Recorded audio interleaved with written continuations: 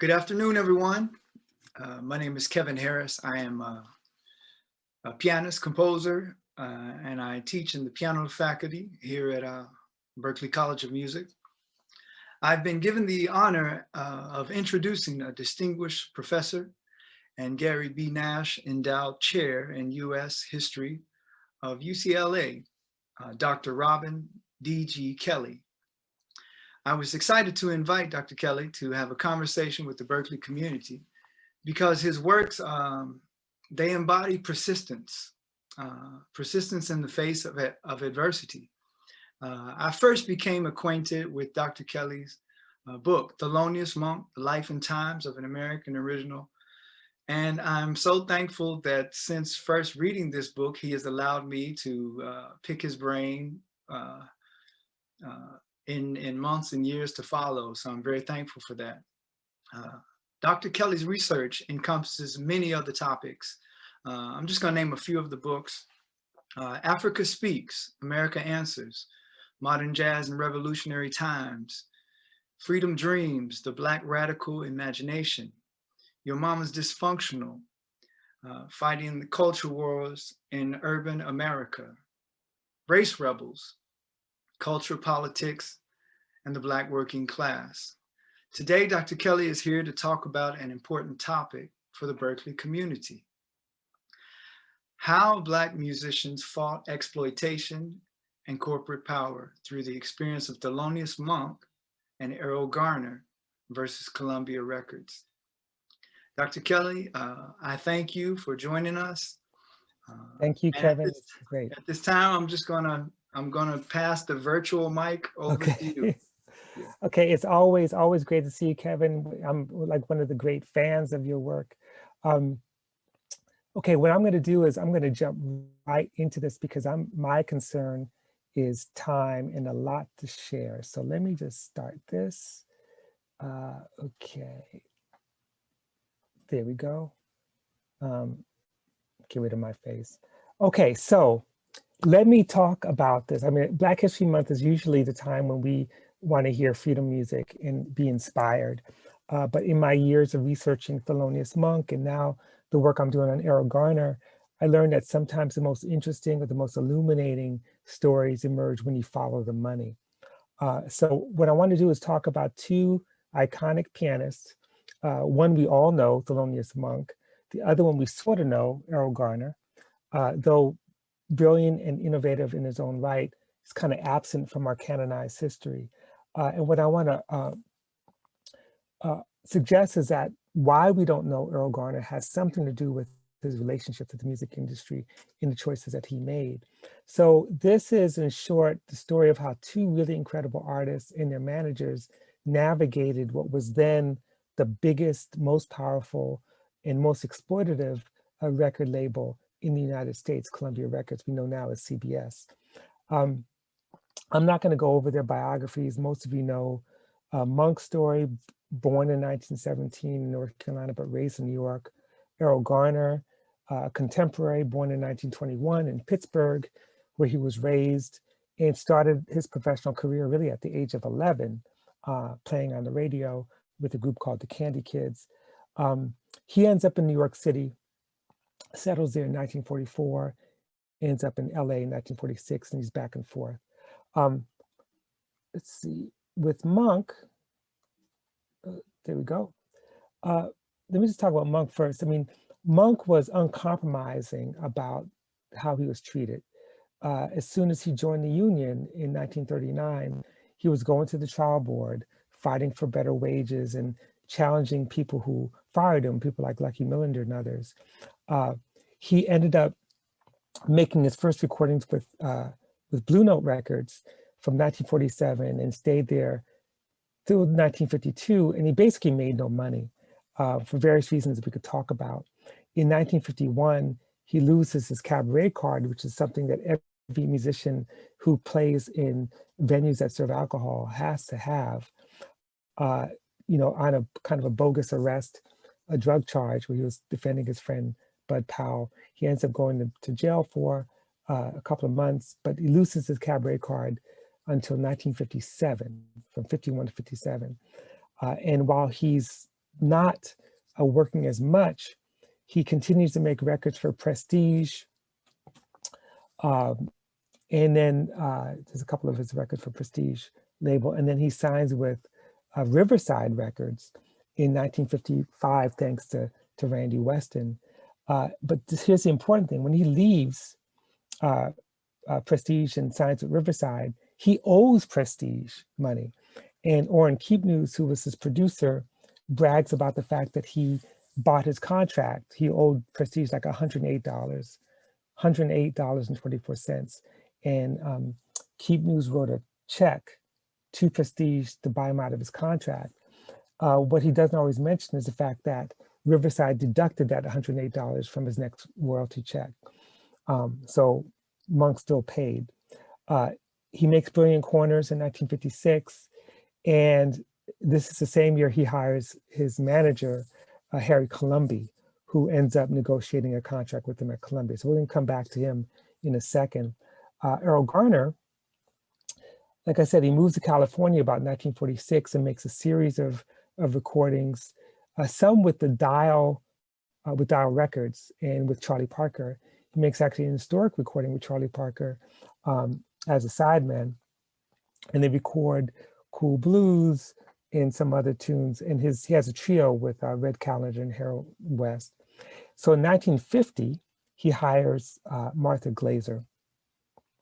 Martha Glazer grew up in Detroit. She's kind of a radical, politically identified with the left. She graduated from Wayne State University, worked with youth organizations, labor organizations. After the Detroit Rebellion in 1943, she directed her energies to combating racism. She ends up moving to Chicago, becomes the first Jewish woman to be hired by the Commission on Human Relations, and ends up working for Norman Granz, his Jazz at the Philharmonic, where she's dealing with, again, issues of race and racial equity. So ultimately, Erroll Garner hires her in 1950 to become his manager.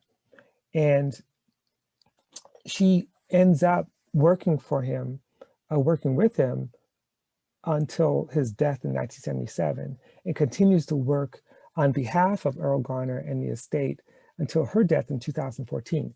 She did not take any other client. Erroll Garner was her only client. And Garner also, like Monk, refused to be mistreated. He had a series of contracts with Columbia that she negotiated beginning in 1950. First, a one-year contract for a piano jazz series, followed by a limited 2-year contract. But then when it came to the third contract in 1954, the Columbia executive he was supposed to meet, Jim Conklin, blew off the meeting, didn't show up. So Erroll Garner proceeds to walk down the block and sign with Mercury Records. And there with Mercury, he makes a recording of a composition he wrote called Misty, which of course is his most famous composition. After that, he, Martha Glazer arranges a concert for him in Carmel at a military base in 1955. There's a man there who makes an amateur recording of it, a soldier.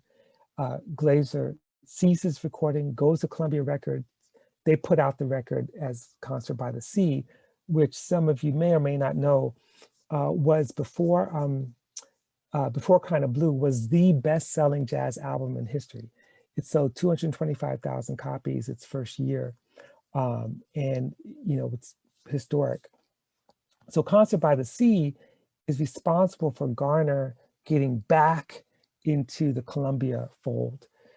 So on June 1st, 1956, Martha Glazer negotiates this lucrative 5-year contract guaranteeing a minimum of 3 LPs and 6 singles per year, giving Garner the exclusive right to approve all releases. And this is important. It means that Columbia doesn't have the right to put out tracks that Garner doesn't approve of, okay? So long story short, a lot happens in between that moment when he signs that contract and when he leaves Columbia in 1960. So trouble begins when Columbia doesn't fulfill its obligation to release the promised number of LPs and singles. So after a year, Columbia only issued like 2 LPs, a couple of singles. And meanwhile, Garner is becoming more popular. His records are selling through the roof, but they sell his records through the Columbia Record of the Month Club. Now, what does this mean? I mean, we don't think of Record of the Month Club because we don't have records, but the cheaper versions, he gets far less in terms of royalties. And it means that if you're a member of the Record of the Month Club, you can get discounted records. So it's sort of like today streaming platforms where, you know, you have this, your product is being issued at a much lower cost, lower royalty to you. And so streaming platforms are like Record of the Month clubs. So Erroll and Martha are very upset about this, about not being treated well. They take their case to the union, the AFM. They charge Columbia with breach of contract. And in 1959, they're able to, the union compels Columbia to allow them to release Garner from the contract. Columbia's pissed off since Garner's a star and his star is rising even faster. He's the first jazz musician to sign with Sol Hurok, who is a concert promoter who does mostly classical concerts.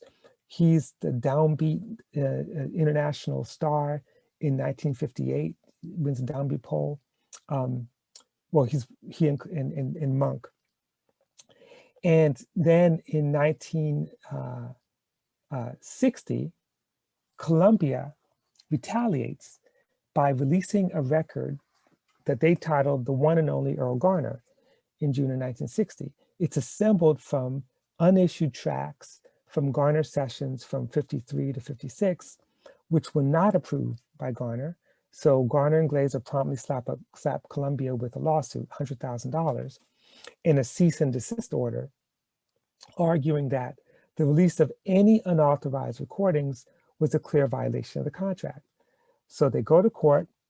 The court orders Columbia to stop selling this record, The One and Only Erroll Garner, and then Columbia in turn appeals the ruling, but then demands that Garner post $40,000 bond, supposedly to cover any losses if the court rules in the label's favor. So Garner has to scramble, gets people donating money. They raise the $40,000 in one day. And so the funny thing is that, not funny thing, but the truth is Columbia could have used Garner's unpaid royalties as collateral, but instead the lawyers were trying to break him, trying to destroy him financially and force him back at the bargaining table and force him back into the label. So in September, Columbia persuaded New York's appellate court to overturn this injunction and then allowed them to begin selling The One and Only Erroll Garner. So Columbia basically won that battle. And if that wasn't enough, the label then in turn sued Garner for $600,000 for breach of contract, claiming that he just wouldn't come in to record under their contract period. Columbia's victory opened the floodgates for the release of more unauthorized material.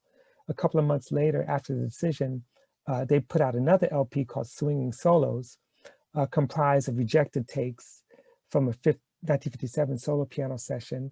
And Garner then immediately sends a telegram to John Hammond, who was an A&R man at Columbia, who's got a complicated history, whom he held responsible for the record. And he writes, as a matter of ethics, and this is Erroll Garner speaking, this is the guy who is famous for sitting on 2 telephone books, for always smiling, for being happy.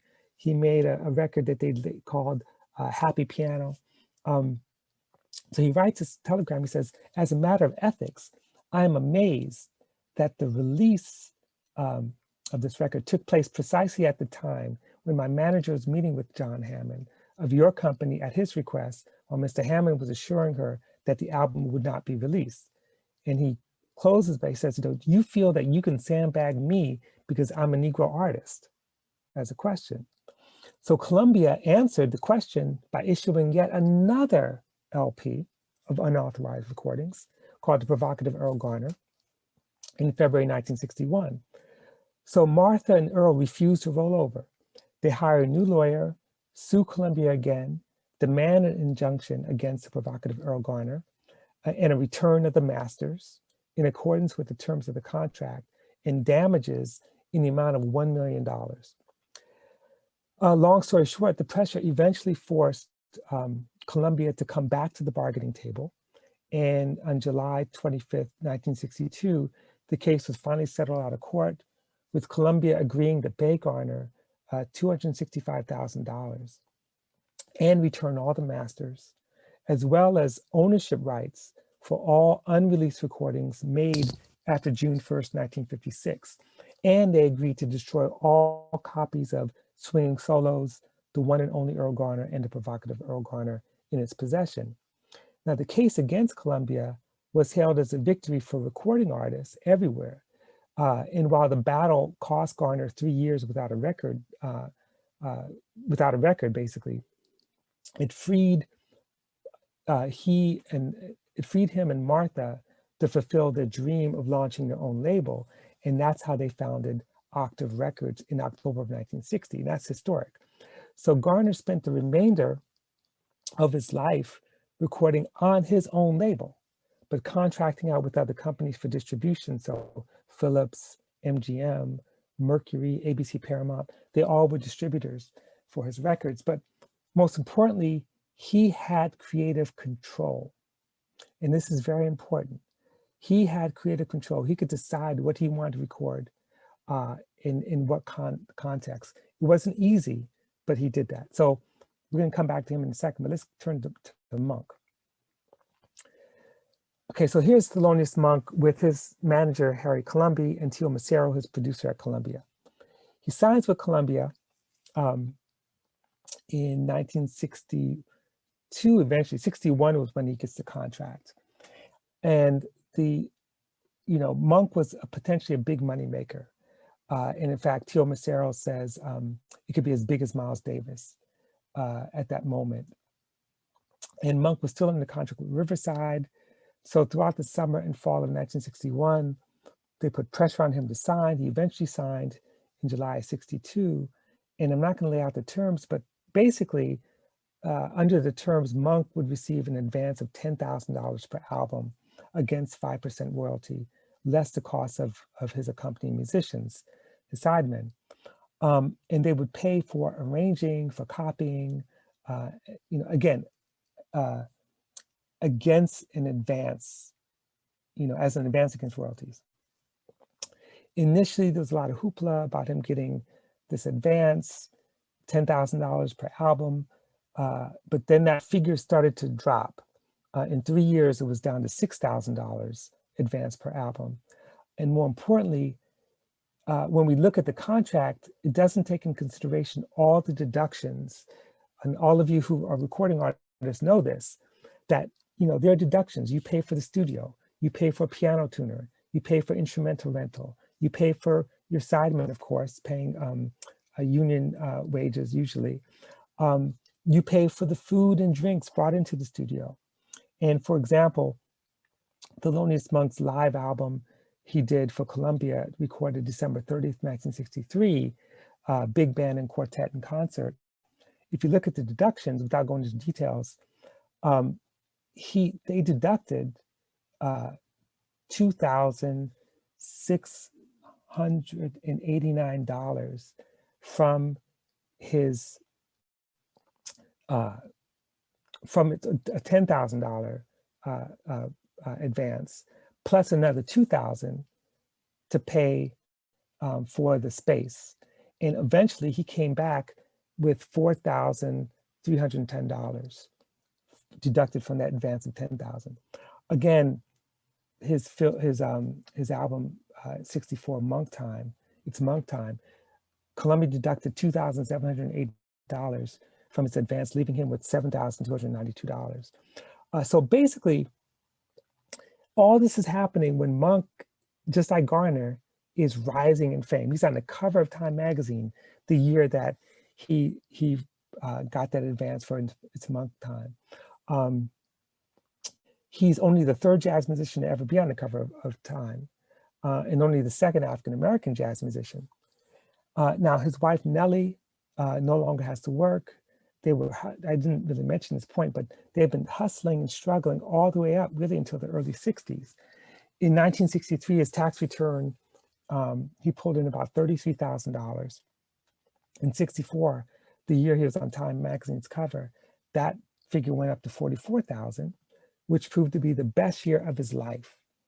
But these figures reflect his net earnings. What it doesn't tell you is that what he had to pay his sidemen, what he had to pay for travel on the road, what he had to pay his manager, Harry Colombi, $7,000, $4,000 for booking agencies. So he didn't really make that much money. And more importantly, as of June 1965, Monk's unearned balance with Columbia Records was $42,538. That is to say, that's how much he owed Columbia by 65. And to make matters worse, his income began to decline. In 1966, he took home $17,000. In 1967, he took home about $18,000. On top of everything else, his health was declining, physical and mental health. Columbia executives have no sympathy for Monk's condition. He was supposed to record in June of 1968, but had gone into a coma briefly and was hospitalized. And when Teo Macero tried to explain this to Roy Friedman at Columbia Records to see if he could cancel and take off the studio charge, Friedman shot back. He wrote, quote, "I gave you a no charge on a Monk session earlier this year. This one is charged." So even though Monk was in the hospital in a coma, they still charged him for the studio space he didn't use. So Columbia needed to make money. So this decided to try to take control of not just Monk's content, but Monk's image. He puts out the album Underground, and you see the photograph, which is very famous. Actually, the photograph itself won a Grammy, the album cover. And Monk actually produced 4 new compositions, including his beautiful waltz, Ugly Beauty. But the most important thing is that they were trying to reach a younger audience with his image, the underground idea. The next album that Teo Macero and Columbia executives put together went further and went to try to control his content. And they put out a record called Monk's Blues. And we can have a debate about whether you like it or not. I actually think personally it's one of his worst, if such a thing could exist. And the reason why is because they decided to bring Oliver Nelson in to do these like big band arrangements. And the arrangements really flattened out Monk's music in some ways. Songs like Brilliant Corners, for example, they changed the number of bars to make it more standard, for example. The Oliver Nelson arrangements were kind of corny compared to Monk's originals. And most importantly, the record included 3 compositions by Teo Macero. So Teo's compositions, this is unheard of, to have your producer include songs, whereas Thelonious only used his songs or standards. And one of those songs, Consecutive Seconds, was kind of used a kind of rock rhythms. It sounded like a movie soundtrack.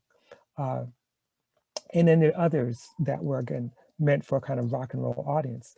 The recording cost Monk a lot of money. It was at least $8,155 to make, so $8,000 to make. Oliver Nelson received $2,300 for arranging 13 songs. The copying costs were about $400. 18 musicians were paid scale over 4 days. So ultimately, Monk's advance disappeared. There was no advance really for this record, and it wasn't very good. It didn't sell very well, and it was a failed experiment. And Monk ended up deeper in debt. But his record sold, and the debt was reduced. By the summer of 1970, actually I'll leave this slide up. Columbia was ready to drop Monk, and he's still under contract and had not recorded anything for them that year, partly due to his health problems and due to Monk's growing, hatred for the label. Dennis Katz, Jack Gold, and Teal Macero were all corresponding with each other about what to do. And Katz and Gold knew that if they dropped him, that they were vulnerable to a claim for $18,000, $6,000 for each unrecorded album that was under contract. But his illness kept him from the studio, so he couldn't record. And ultimately, they ended up dropping Monk from the label, and they were able to recoup their losses by putting out Thelonious Monk's Greatest Hits and another album called Who's Afraid of the Big Bad Monk, which were just, reissues of earlier recordings. Long story short, when Monk finally was dropped from Columbia, he owed the company $17,000. So sadly, just to conclude here, because I really want to get in a conversation with everyone about this story, and also about the consequences, both artistically and musically. But Monk's story is not remarkable. This is how the industry works. This is kind of the character of work, the work of art under corporate capitalism, working for a corporate label like this. And I barely touch the surface. I mean, I could write a whole book on just how Monk lost his publishing rights to some of his original tunes, the parasitic nature of the jazz club, all that. Or I could just relent and admit that despite the exploits of the industry, Monk still managed to create a good life for his family, doing what he loved to do. He sent his son and daughter to private school. He grew up as a son of a domestic worker himself, grew up in poverty. So life was relatively good, comparatively speaking. Erroll Garner, also working class family, big family. His brother also was a pianist, Linton Garner. He actually did quite well early on in his career, made pretty good money, was never treated as a serious artist, but he put his career on the line at the height of his career to fight for equality, justice, and fairness, and creative integrity, and for control of his own artistic output. So he and Martha Glazer stood up to this massive global industry, stood up to Columbia Records, and essentially they won. They lost at first, but they won a settlement. And with that settlement, they were able to capitalize the record label and his publishing company, Octave Music. And they set a precedent for the rights of artists to control their own work. And they challenged the corporate use of record clubs to sell discounted product without properly compensating the artist. And when so many musicians were subject to exploitative practices of publishers in the record industry, Garner and Glazer formed their company and took complete control of the artistic process. So it's a not entirely a happy story, and we could talk about what happened next, but they were able to take control. Okay, let me just stop share here and get to the questions and the conversation. I gave you the short version of this, but that is the story of Thelonious Monk and Erroll Garner versus Columbia Records and the interesting outcome. Okay. Robin, thank you so much for sharing. Really appreciate you kind of enlightening us, and especially in this arena. I'm going to just kind of look over here in the chat to see if any questions are coming about, or perhaps Jasmine sees some that we don't.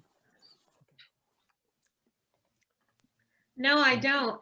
And for all of our participants, you are welcome to use the Q&A to ask your questions. If you feel most comfortable using the chat, then I will sparse those out and have Kevin and Robin answer. Thank you very much. Right.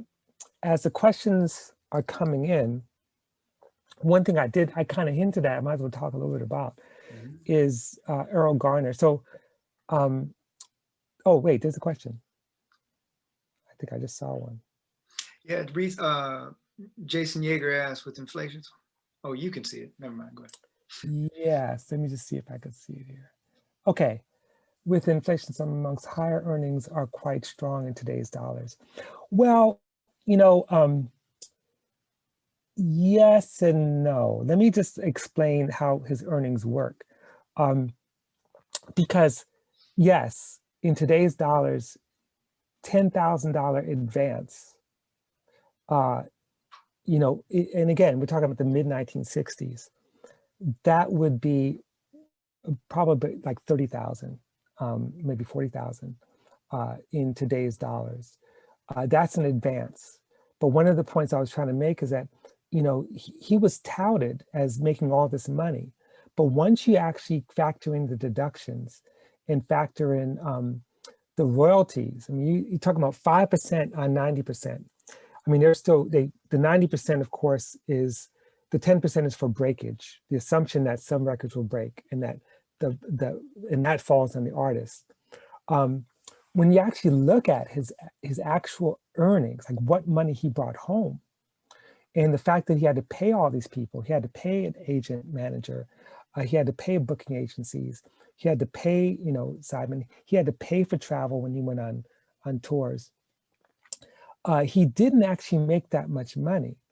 So to bring home $18,000 in 1967, and keep in mind that musicians don't have health insurance in those days. So all the healthcare came out of pocket, both for Nelly and for him and for his kids. So taking home $18,000 in 1967 is not a lot of money, given the fact that Miles Davis on the same label was taking in like $1 million, you know, I mean, overall. So he really was struggling, and the way that he was able to pay for private school, the private school tuition was like $7,000 a pop, right, per year. So if you got two kids and you're paying $14,000, or in some cases 5,000, 10,000, it went up over time, then that's a bunch of his income. And I should add, one last thing is that the reason why he was able to save money, because it was in the same apartment, the apartment that he grew up in as a kid. And it was basically, they owned it practically. So the rent was really cheap. And then when he moved uptown, the rent was a little higher, but it was still affordable. So for someone like Thelonious Monk, I'm not talking about an unknown pianist, to make that little money, and for Columbia right now to rake in huge amounts of money. As soon as he died, they opened the vault, and the complete everything, the complete It Club recordings, the complete, you know, all the complete solo recordings of Columbia, all that went out. And then suddenly they started raking in huge amounts of money. So whatever debt he owed was paid back 50-fold, basically. Robin, we have another question. Do either of their estates, assuming Garner and Monk, receive any money from the released albums and LPs? Yes. Okay, so to go back to the Monk estate, and actually they're doing the T.S. Monk especially has been very, very active, and his kids, Sierra and Thelonious IV, are also very active and really, really defending and protecting the estate in the ways that I mean, lessons can be learned about how to care for estates. So with Monk, it was a struggle, but yes, CBS Records has to pay out the Monk estate for royalties based on the original contract. And so does, like, Riverside was bought up, and Riverside Recordings as well, under Fantasy and under different labels. So yes, they do receive something. But let me just give you a little side story. Some of you may know that Verve just released the Palo Alto recordings, the first live recording by Monk. It's a fabulous record, by the way, in decades, or in a very long time. And so it was about to be released, and CBS Records came out the blue and put an injunction saying you can't release that record because Thelonious was under contract with Columbia at the time. And even though Columbia had nothing to do with the record, even though it was made by a janitor who worked at a high school who made the recording, even though it was in the possession of the guy who produced the concert, Columbia came out and said, you got to pay us before you can release that record. So I just think they're evil, just as me. Oh. So they came out and basically blocked it. It's out now, but it required some negotiations. As far as the Garner estate's concerned, Martha Glazer, Garner left half his estate to Martha Glazer, and Glazer then managed the release and re-release of a lot of records. Think about Garner's output after 1959. It's all Octave Records.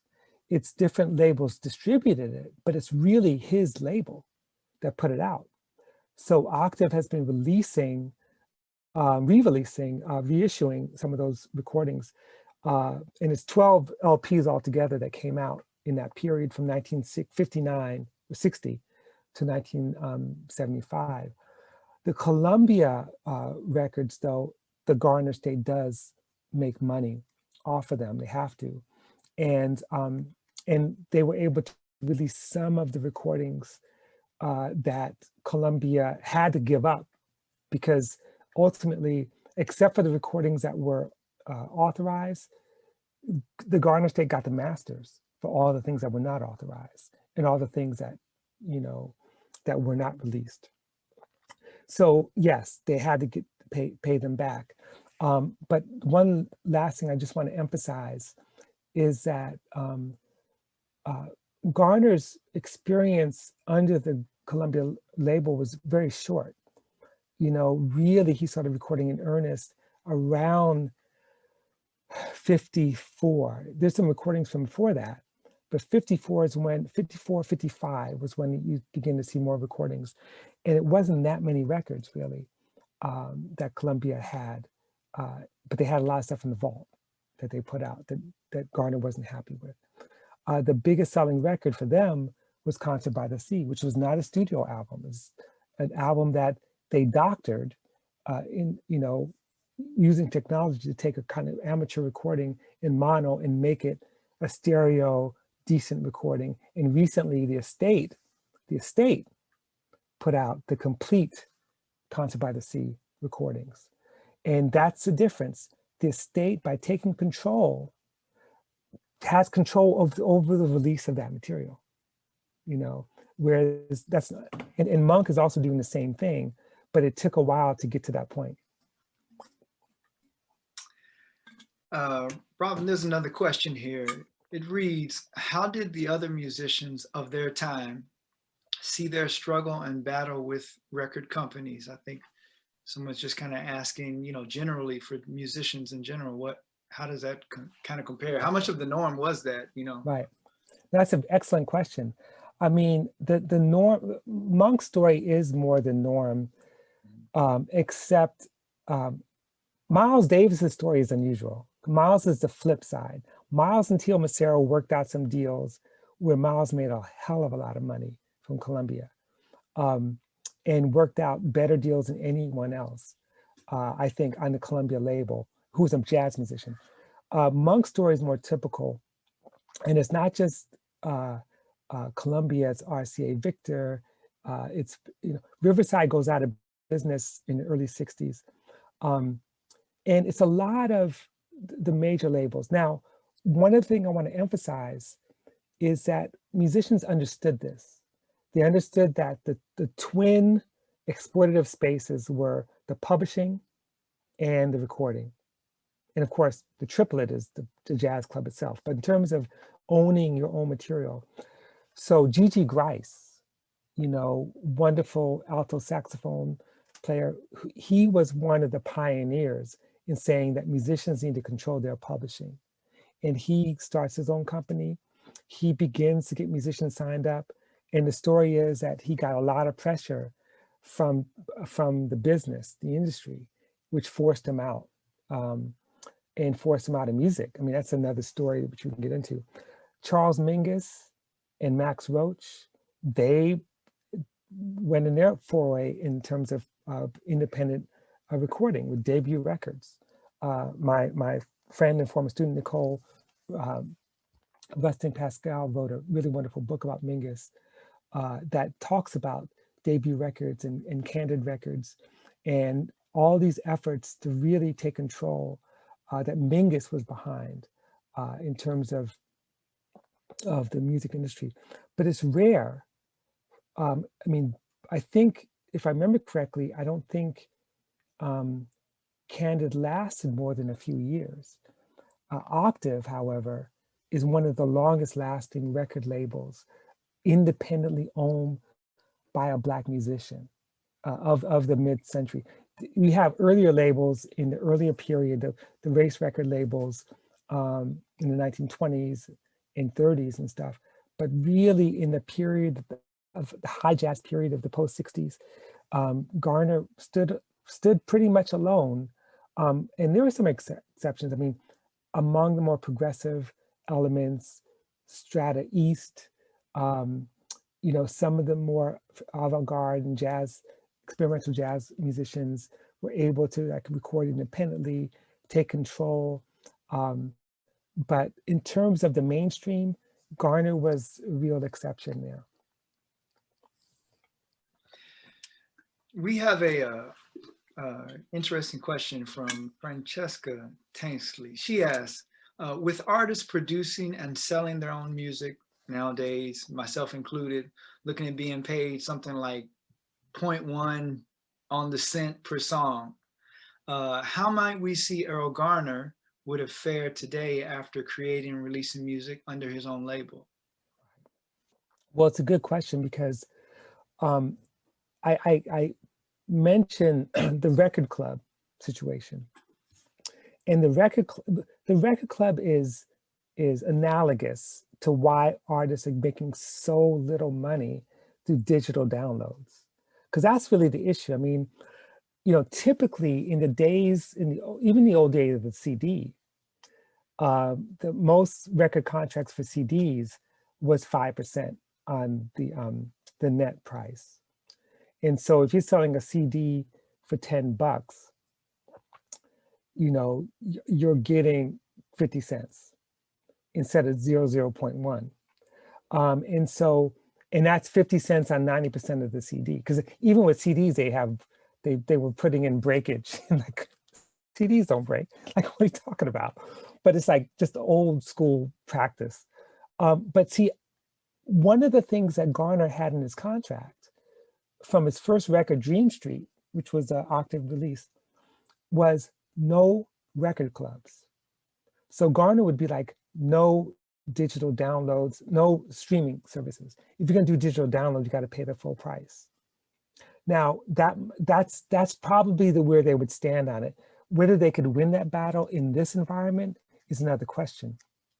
Because the truth of the matter is that Garner and Glazer won many battles, but they never could control distribution.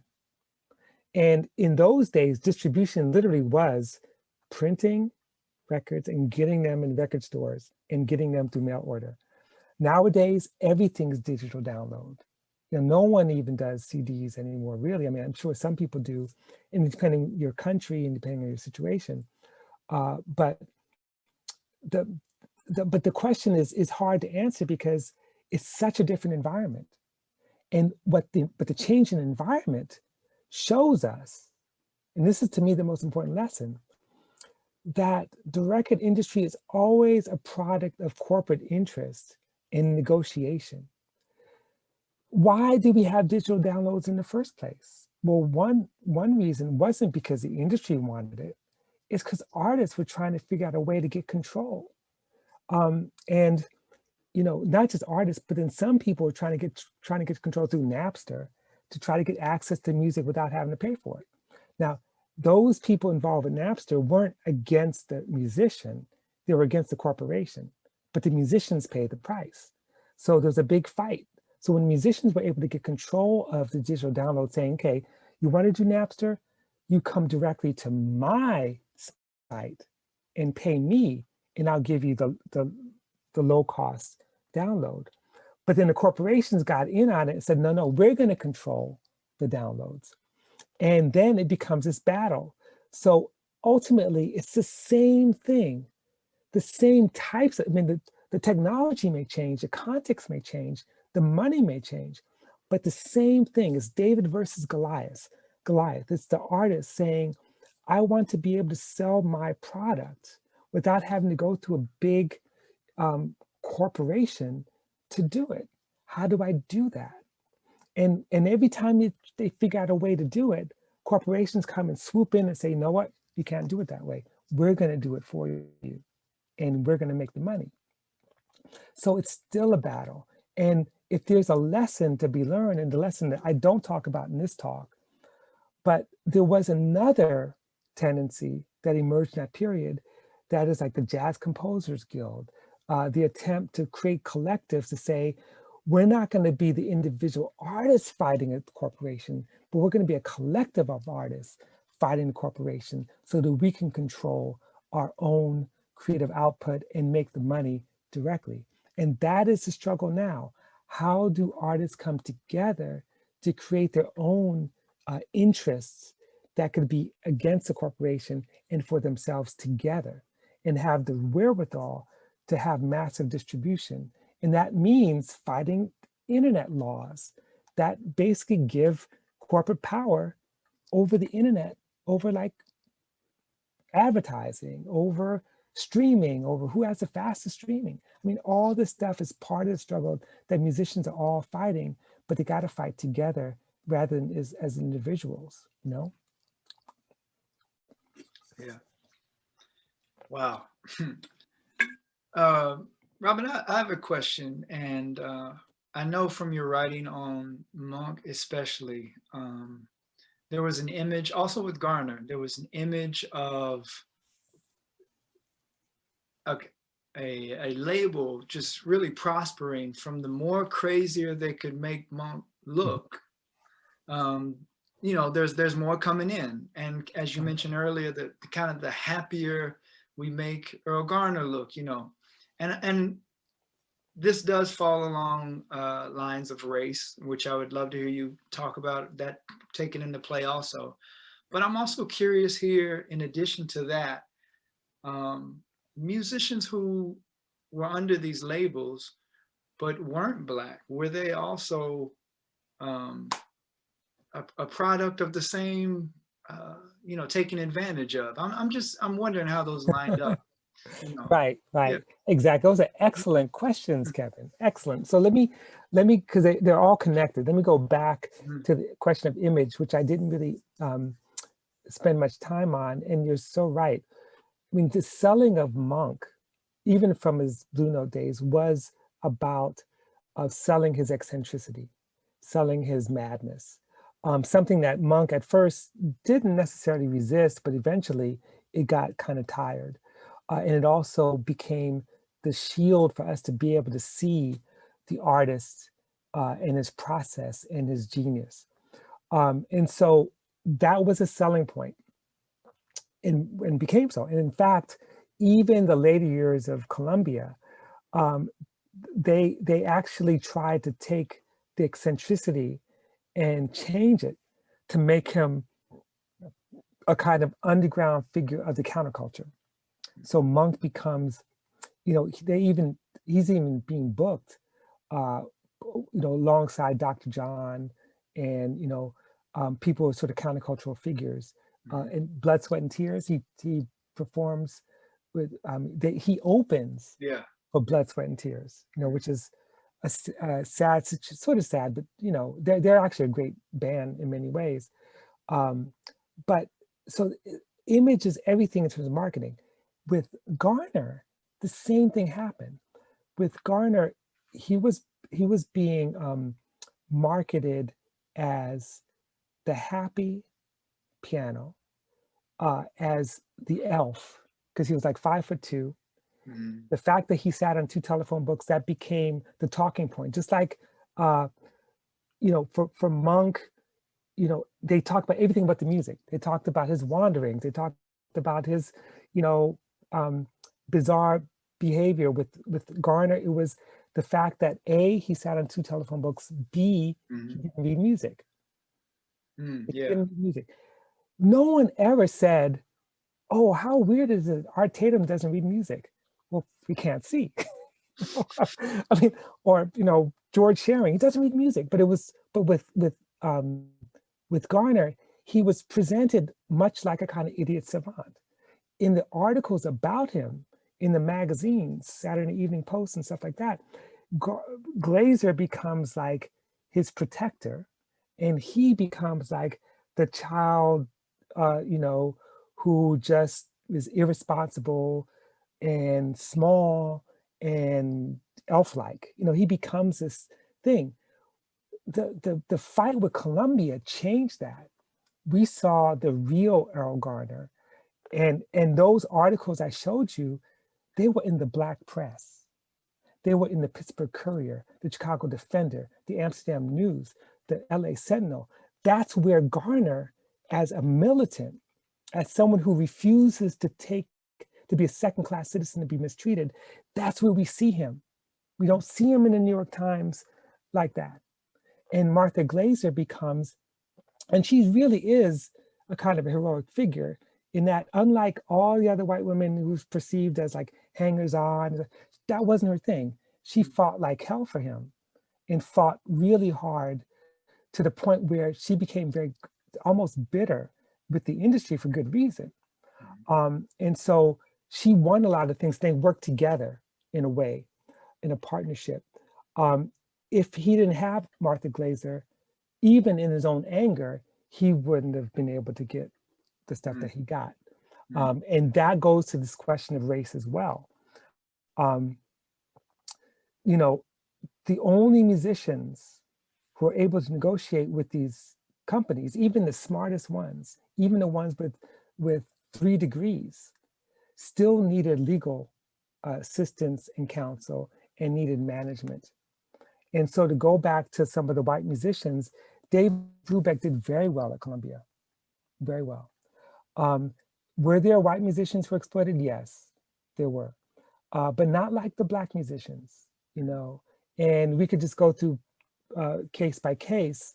And I want to emphasize this because part of the mythology around jazz is that just being Black in those days meant that you can get a gig, that white musicians were crow-gemmed. That's the term they use, reverse racism.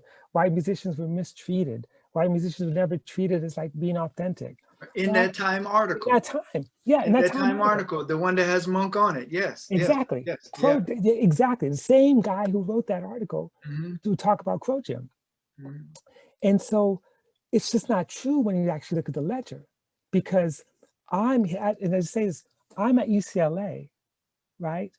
And our music school is named after Herb Alpert. Herb Alpert is a zillionaire. That dude has so many things named after him. And because he made a lot of money. And I wouldn't say it's just he's white. I mean, because he knew how to parlay it. But there was Herb Alpert and there was Hugh Masekela. They had a little band. Hugh Masekela, struggled in a way that Herb Alpert didn't. And that tells you a lot about the way the industry works. Right. And I think race does matter in these things, and it deserves deep investigation. Well, Robin, I want to thank you so much. I don't see any more questions in the chat, and I do know we're close to 2 o'clock here. I want to thank you so much for just for hanging with us, for inspiring us, for putting all of this work to help us make that connection. From being an artist, learning from these artists, how we can apply it today. Just really appreciate it. I'm seeing a bunch of thank yous in the chat. Yes, And I want to thank you, Kevin, but not just for inviting me and for arranging this, but for all the work you do and the fact that your work, your music, your activism is always focused on liberation for all of us. So I appreciate that. I'm your follower. watch out. Just know that. Appreciate it. Well, okay. All right, we're gonna sign off, and Yes, it's good seeing you. until the next time. Okay. Definitely. Thank you. Bye-bye. See ya. Bye, y'all. Thank you, everyone.